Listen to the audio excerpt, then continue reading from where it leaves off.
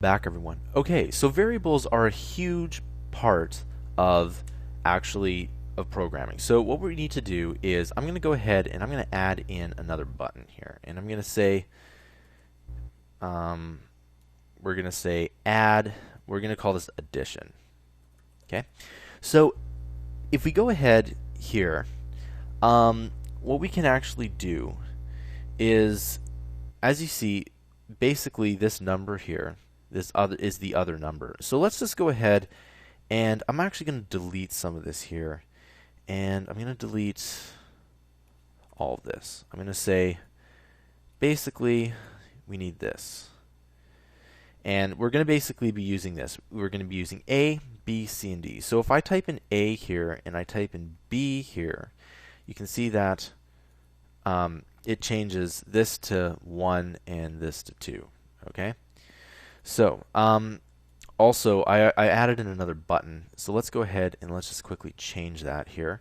We're going to call this my awesome function 2, and I'm just going to go ahead and there we go. So we now have 1, which is A, and then 20 because, again, what we do is we actually added some math here.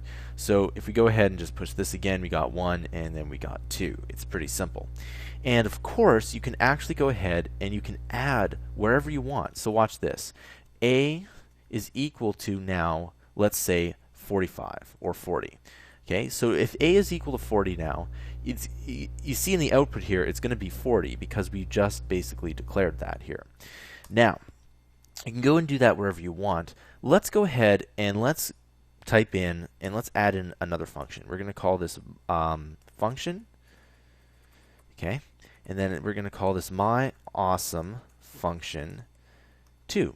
Okay, and I'm going to give a little comment here and say this is where we do math.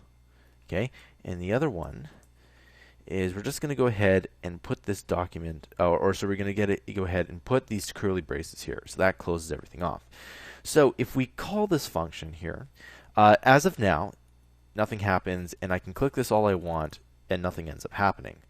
So what we can do here is we can go A is going to be equal to 50, and B is going to equal to 100. Okay, and what's going to happen here is that if we push this right now, nothing happens.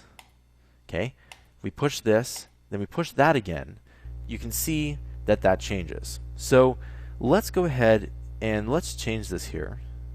Let's change the button lettering here. We're going to say print numbers to screen. Simple enough. And in this one here, we're going to say add numbers. Okay? So how does this work?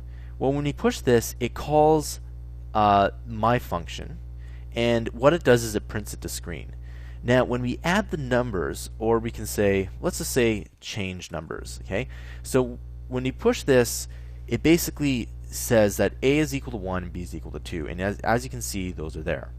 And what we can also do is when we change these numbers, when we click this button, it calls my function 2, but it doesn't call the writing yet. So right now, as I click this as many times as I possibly can, A is now equal to 50 and B is now equal to 100.